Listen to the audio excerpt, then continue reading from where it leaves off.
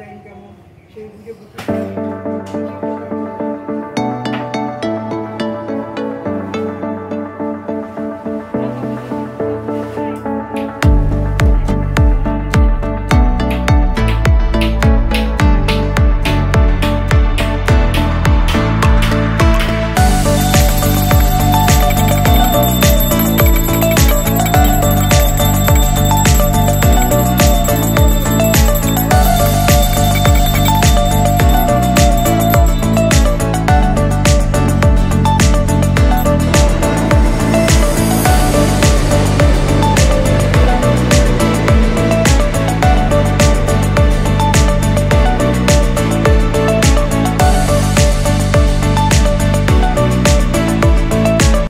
नमस्कार बंधुरा आमी देवलीना चले एसेছি দ্য ফেয়ারি টেল অফ দেবরূপের আরো একটা নতুন ব্লগ নিয়ে একটা নতুন অধ্যায় শুরু করতে চলেছি আপনাদের সকলের সাথে করে সকলকে সাথে করে আপনাদের সকলের হাত ধরে। তো আজ আবারও একটা নতুন সকাল। তো আজকে সারা দিনে আমি কি কি করব তার বিস্তারিত সবকিছুই থাকবে, যতটা আপনাদের সাথে শেয়ার করা যায় তার প্রত্যেকটা মুহূর্তে সাক্ষী হয়ে থাকবেন আপনারা। তো আবারও সেই পেছনে চেনা ব্যাকগ্রাউন্ড, আমি এখান থেকেই ব্লগটাকে শুরু করি। আর চলুন তাহলে আজকের দিনটা শুরু করা যাক। আজকে কি কি করব এখনো আপাতত ঠিক নেই আর কি, তবে আজকে একটা ভাবছি একটা বিশেষ জিনিস। আমার এই নয়নতারা ফুল গাছটা দেখুন আস্তে আস্তে কিরকম ঝিমিয়ে যাচ্ছে, এত রোদ পায়, এই যে এত রোদ পায় নয়নতারা গাছটা, তবু আস্তে আস্তে কেমন যেন ঝিমিয়ে যাচ্ছে। জানি না এর কি সলিউশন আছে। তো যাই হোক, যেটা বলছিলাম আর কি, গাছ বা আমার যে কোনো মানে মাছ পাখি এদের কোনো কিছু হলে না আমার খুব খারাপ লাগে আর কি, মনে হয় কতক্ষণে ওরা ঠিক হয়ে যাবে।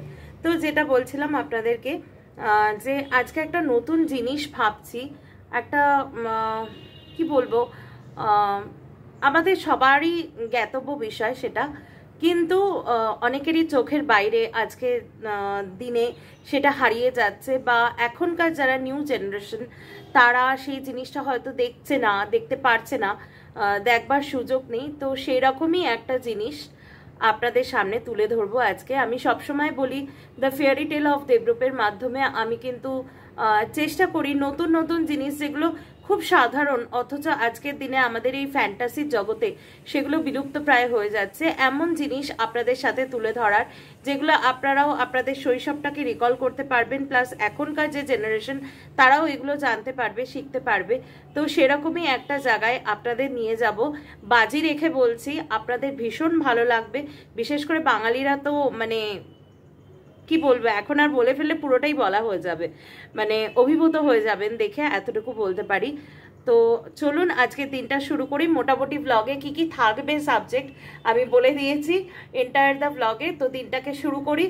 দিনের প্রথমেই আমাদের যেটা আমি দেখাই, ছোট বাচ্চাটাকে দেখে নিন আগে। বাচ্চাটা খুব দুষ্টু হয়েছে, তা সেই জন্য সকালবেলায় তাকে বিস্কুট দিয়ে বসানো হয়েছে, আর ওর জন্য মিষ্টি বিস্কিটই থাকে আর কি, ক্রিম বিস্কিট বা মিষ্টি বিস্কিট এরকম থাকে। আর দুপুরবেলা অ্যাজ ইউজুয়াল দিদুর কাছে স্নান করে তারপরে মিষ্টি টিষ্টি খাবার নিয়ে বসে। তো চলুন বাড়ির ছোট্ট সদস্যটার সাথে আপনাদের দেখা করিয়ে দিই, তারপরে দিনটাকে শুরু করছি। তো মা এখন স্নান করে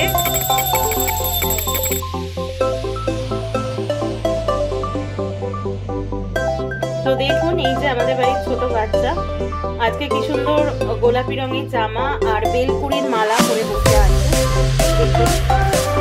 আর থালা ফাঁকা, তাকে খাওয়া দাওয়া কমপ্লিট, আজকে শনপাপড়ি খেয়েছে।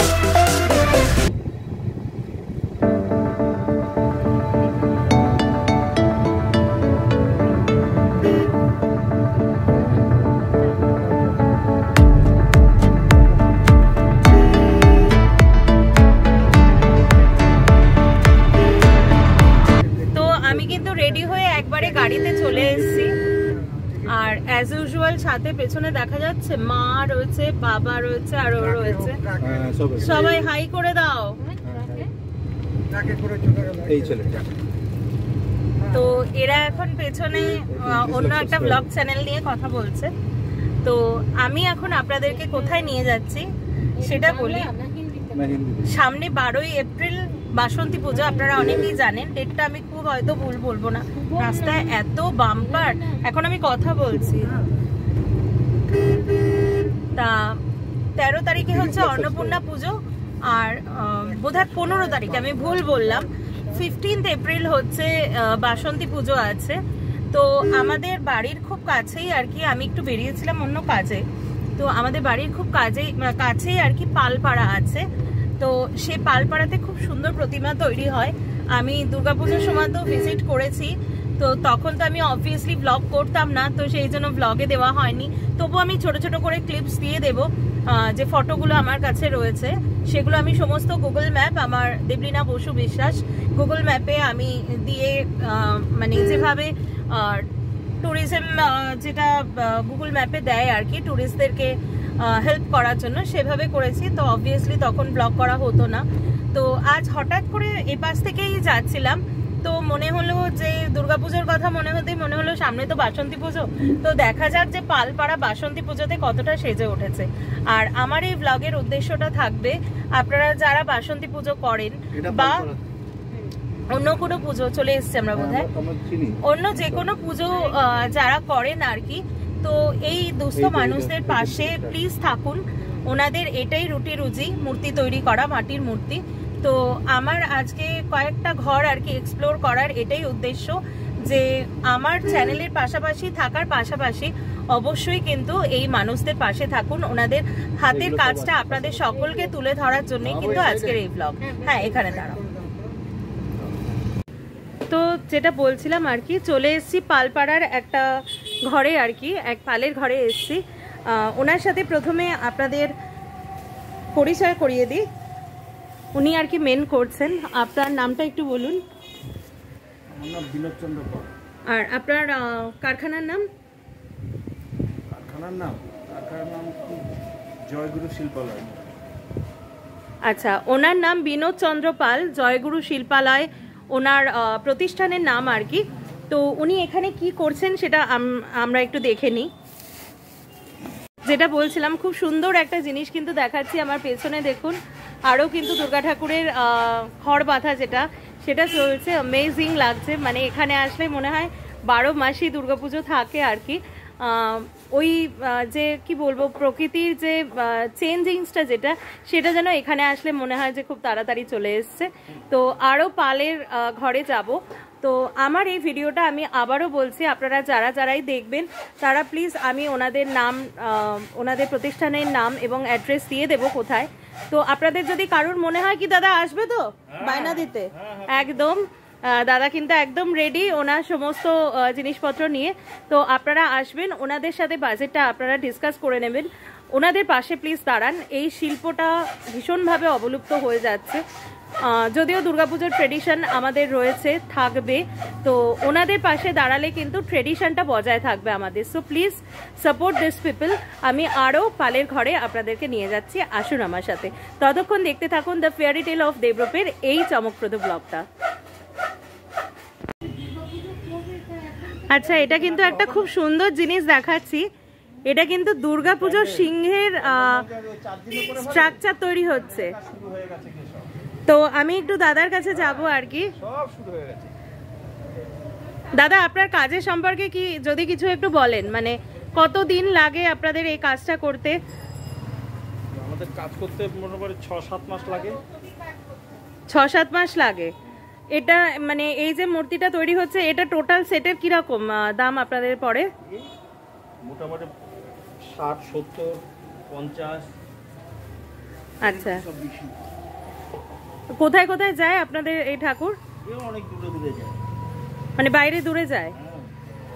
আচ্ছা, তা অসময়ে দেখুন কিন্তু দুর্গাপুজোর কাঠামো খড়বাঁধা আপনাদেরকে দেখাচ্ছি। খুব সুন্দর একটা জিনিস।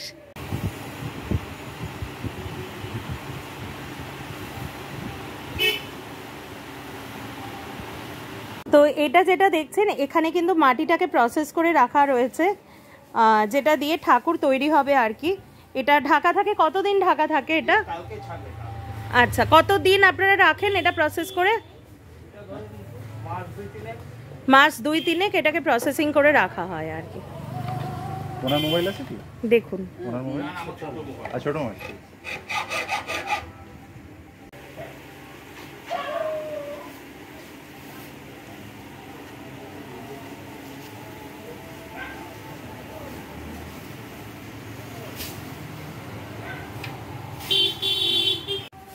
দেখুন এখানে কাঠামোর কাজ চলছে, তাই তো? আপনি এটা কি কাজ করছেন একটু ক্যামেরায় বলুন। এই কাঠামোর উপরে এই যে ফাঁক ফাঁক আছে এইগুলোর উপর বাঁশ দিয়ে তার উপরে আবার খড় দিয়ে মাটি দিয়ে তৈরি করে আবার কাঠামোর বেস তৈরি করা। আচ্ছা, আর মাটিটা এপাশে রাখা রয়েছে, তাই তো? মাটির পাশে সেই দেখুন আপনাদের একটা অসাধারণ জিনিস দেখাচ্ছি। এটা দুর্গাপুজোর তো মাটি ছানা হচ্ছে। দেখুন দুর্গাপুজোর মাটি ছানা হচ্ছে। দেখুন এই ভাই দেখুন,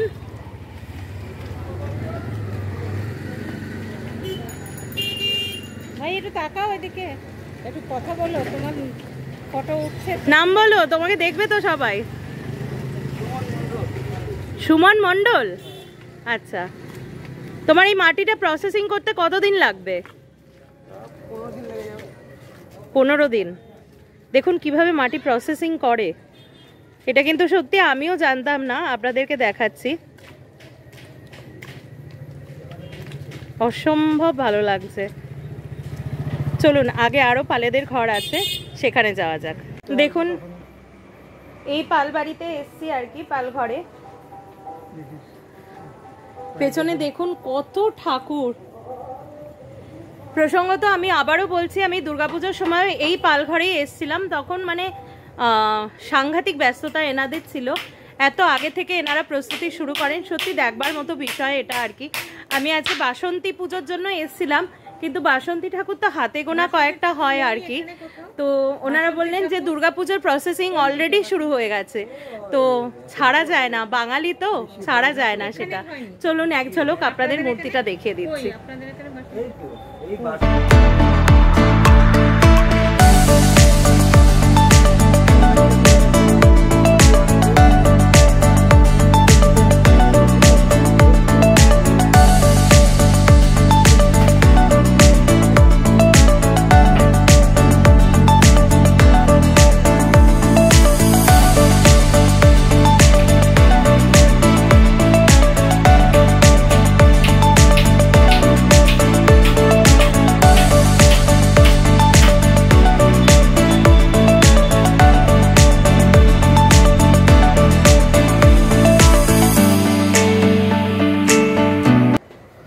দেখুন এই ফ্রেমটা, কার কার বলুন এই ফ্রেমটা দেখে মনটা চলে গেছে সেই সময় বাজলো তোমার আলোর বেনুতে।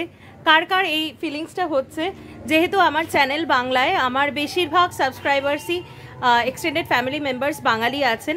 বলুন এই দৃশ্যটা দেখে কার কার চোখ আটকে যাচ্ছে? বারবার পজ করে এই দৃশ্যটা দেখছেন আর ক্যালেন্ডারে আরও একবার চোখ বুলিয়ে নিচ্ছেন আর কত দিনের অপেক্ষা। তো সত্যি এখানে আসলে ভীষণ একটা অন্যরকম ফিলিংস হয়, যেটা মানে বলে বোঝাবার কোনো ভাষা থাকে না। আমি চেষ্টা করি দ্য ফেয়ারি টেল অফ দেবরূপে, প্রচণ্ড ঘেমে গেছে আজকে, খুব গরম, তো আমি চেষ্টা করি দ্য ফেয়ারি টেল অফ দেবরূপে এমন কিছু জিনিস দেখানো, সব কিছু মিলিয়েই, যেটা মানুষকে আনন্দ দেবে, মানুষকে নস্টালজিক করে তুলবে। অনেকেই আমি দেখেছি বাংলাদেশ থেকে দেখছেন, তো তাদের উদ্দেশ্য বলছি যে প্রতিটা মানুষকে তার শিকড়ের টানে ফিরিয়ে দেবে, তার শিকড়কে মনে করাবে, সেরকম জিনিসই কিন্তু আমি চুজ করি আপনাদের সাথে তুলে ধরার। তার সাথে সাথে আমিও কিন্তু স্মৃতি রোমন্থন করি। তো ভাই আমাকে এখানে ফ্যান চালিয়ে দিল, তো এখানে পরিবেশটা সত্যি অসাধারণ লাগে। এখানে মনে হয় যে আমিও কিন্তু এখানে ঢুকে একবার মোবাইলে ডেটগুলো দেখে নিয়েছি। তো আমরা সবাই আছি প্রতীক্ষার, মায়ের আসার প্রতীক্ষায় আছি। তো চলুন আরও কয়েকটা পালবাড়ি দেখে এক্সপ্লোর করা যায় কিনা।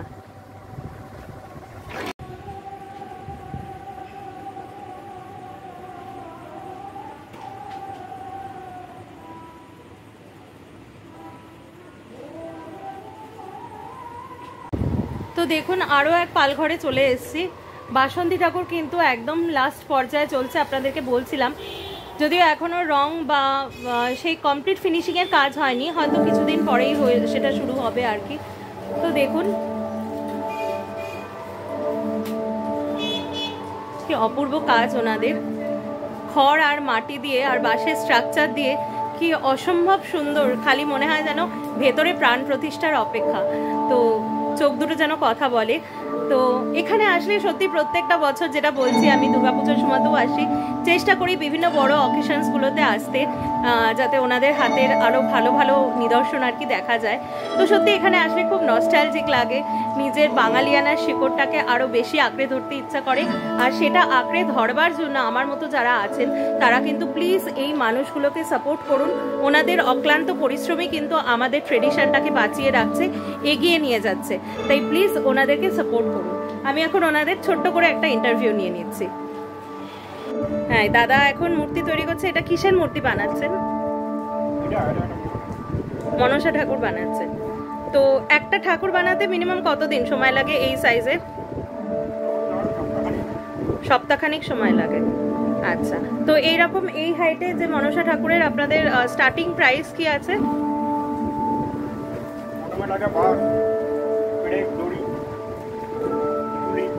হ্যাঁ হ্যাঁ, এটা দাম এই ঠাকুর, এই সাইজের ঠাকুরের? হ্যাঁ হ্যাঁ,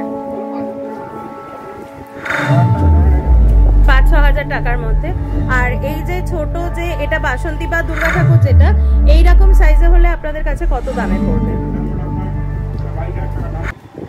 এইটা দেখছেন, এটা পুরো 22,000 টাকা দাম। তো দেখুন এখানে কত রকমের ওনারা মূর্তি রেখেছেন, মনসা মূর্তি, শীতলা মূর্তি, আর এটা একটা বিশাল সিংহাসন দিয়ে একটা কালী মূর্তি। দেখুন কত সুন্দর চোখ নাক। আচ্ছা, ওনার প্রতিষ্ঠানের নাম আমি শুনবো, ওনার নাম আমি শুনবো, তার আগে একটা দারুণ খবর উনি আপনাদেরকে দেবেন। তো দাদার নামটা আর আপনাদেরকে খবরটা আমি দেখ। আরেকবার বলুন দাদার নামটা, বলুন আরেকবার। গোপাল পাল। গোপাল পাল। আর আপনার এই প্রতিষ্ঠানের নামটা বলুন। জয়গুরু মৃৎশিল্পালয়। তো আপনি আমাদের বৈশাখ মাসে কেন আসতে বললেন সেটা বলুন। দুর্গা মায়ের 75 রূপ আমি করছি, আপনি বানাচ্ছেন। 75টা আলাদা আলাদা মূর্তি হবে? আচ্ছা, এটা তো মানে ভাবা যায় না, একটা নতুনত্ব বিষয় আর কি। ঠিক আছে, নিশ্চয়ই আসবো। আপনারা শুনলেন যে দাদা কিন্তু, এই যে দাদাকে দেখে রাখুন, গোপাল দা, আমি ডিটেলস দিয়ে দেবো, জয়গুরু মৃৎশিল্পালয়ের। উনি কিন্তু দুর্গাপুজোর সময় 75টা মূর্তি তৈরি করবেন, মায়ের 75টা অবতার ওনার হাতে তৈরি হবে। অবশ্যই কিন্তু দেখতে হবে, আর দেখতে গেলে সাথে থাকতে হবে দ্য ফেয়ারি টেলস অফ দেবরূপের। আর চ্যানেলটাকে তো অবশ্যই লাইক, শেয়ার, সাবস্ক্রাইব করতে হবে, তার কারণ অকালে দুর্গা ঠাকুর আপনাদেরকে দেখাচ্ছি, অন্তত ঠাকুরের উদ্দেশ্যে চ্যানেলটার সাথে থাকুন, এটাই বলবো। তো বাড়িতে ফিরে গেছে অনেকক্ষণ, বাড়ি ফিরে একটু রেস্ট নিচ্ছিলাম, ব্লগটাকে একটু এডিট করব বলে দেখছিলাম। তো সত্যি আজকের ব্লগটা দেখে আমারও মন ছুঁয়ে গেল। এটা আমাদের একটা আত্মিক অনুভূতি সমস্ত বাঙালিদেরই, যে অসময় মহালয়া শুনলেও কিন্তু আমরা পুজোর দিনগুলোতে ফিরে যাই।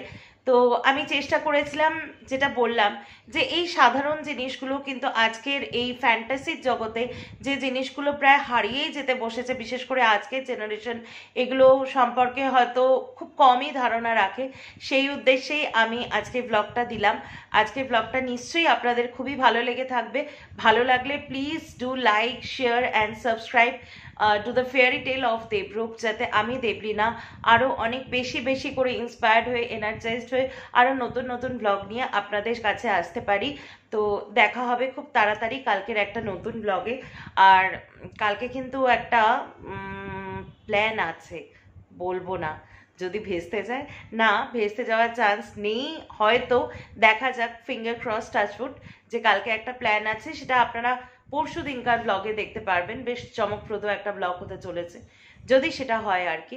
তো আপাতত এই অবধি, সকলে সুস্থ থাকবেন, ভালো থাকবেন, শান্তিতে থাকবেন। দেখা হচ্ছে খুব শীঘ্রই একটা নতুন ব্লগে। ততক্ষণে নমস্কার।